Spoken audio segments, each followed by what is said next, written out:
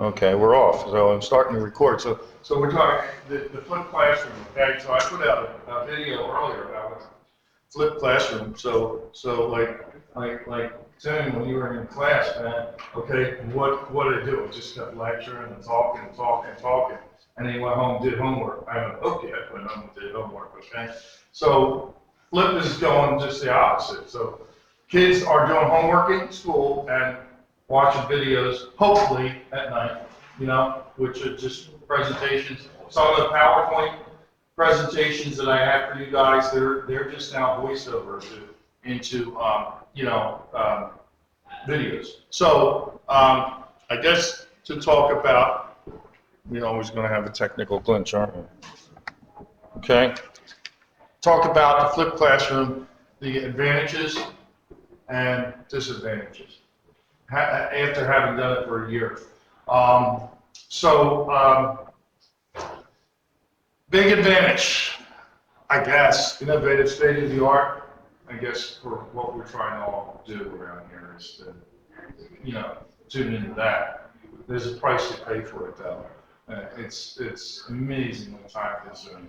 Amazing. I'm not going to shortchange it. It's 50, 60 hours a week that I clock on it, okay? Without a doubt, and, that's with 33 years of experience, so, so there's that to know ahead of time. Of course, you don't have to be committed to it. I got obsessed with it and got to the point where, you got to make a video, everything's got to be on a video. This is the biggest advantage. Okay, I've never experienced a more productive classroom.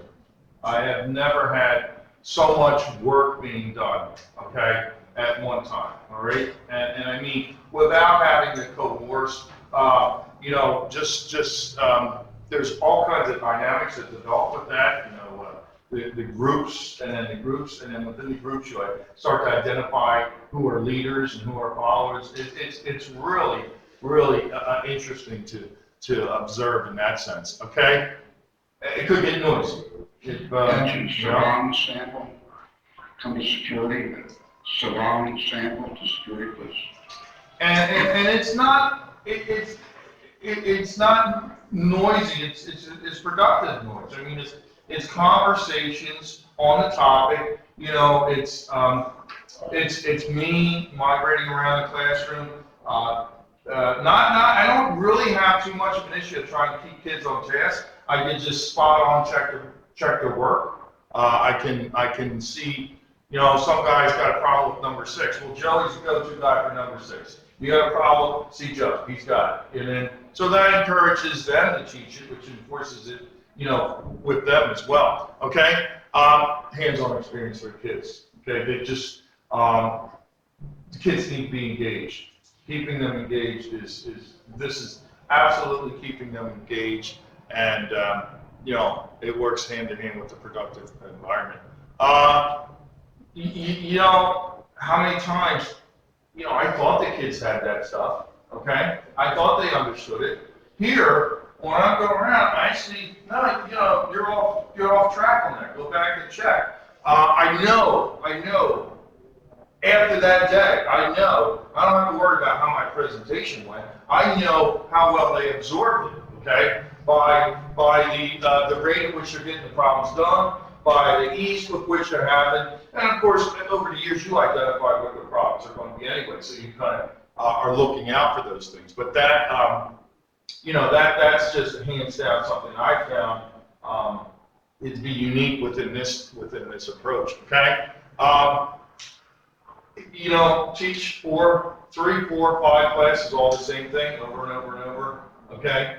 And invariably, the last period gets the best presentation, right? So there's another bullet point where you kind of highlight, you keep them on the same keel, okay? You don't have to worry about, I didn't get through all that in this period, okay?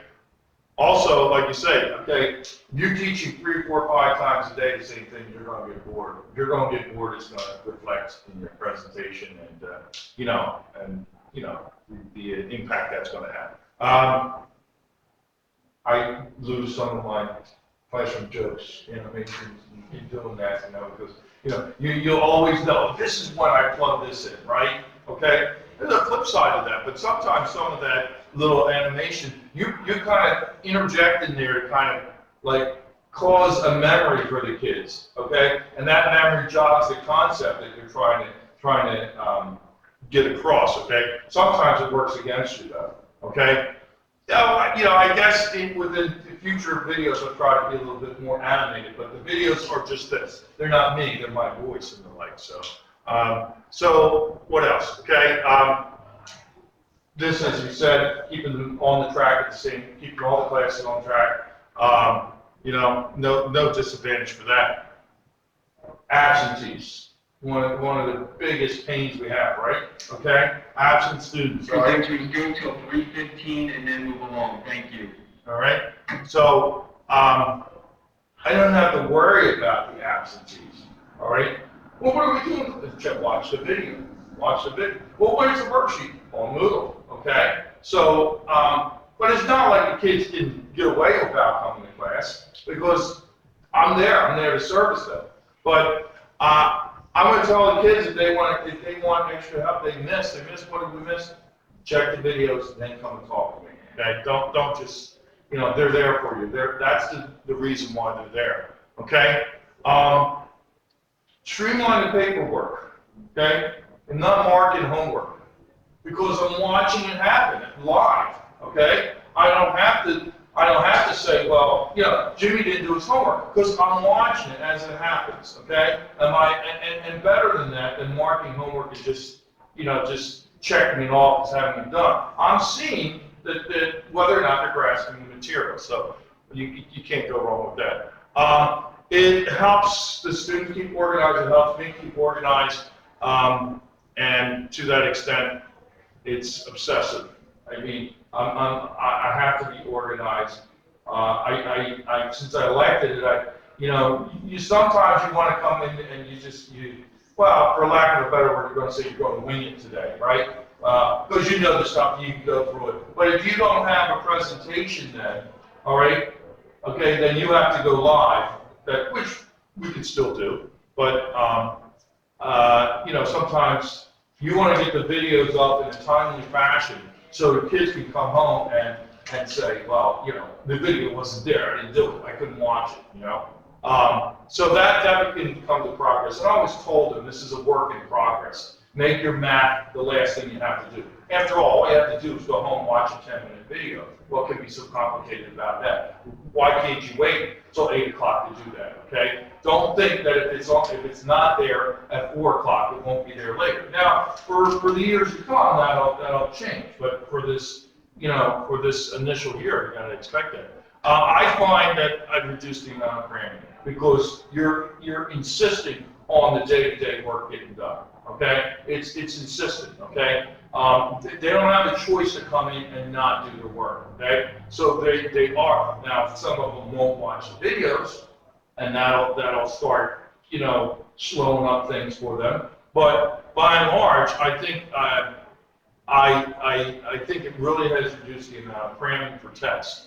But there again, did I make the videos? Okay, I really have found that this is I didn't even see this coming, but the rapport you get with the kids, okay, that is even more personal because you could work right alongside the kid and just that closeness. I think they sense a better rapport. Plus they see. I'm working on this. I'm working on this. All the modules. I'm doing my part. You do your part as well. So. It's kind of shown by experience as well. And of course, like I said, they get to work together. We're fostering team building skills. And I think it's more reflective of the work environment that they'll probably end up seeing. So now I'm going to show you, I'm just going to, I've had this video now, it's a 9-minute video.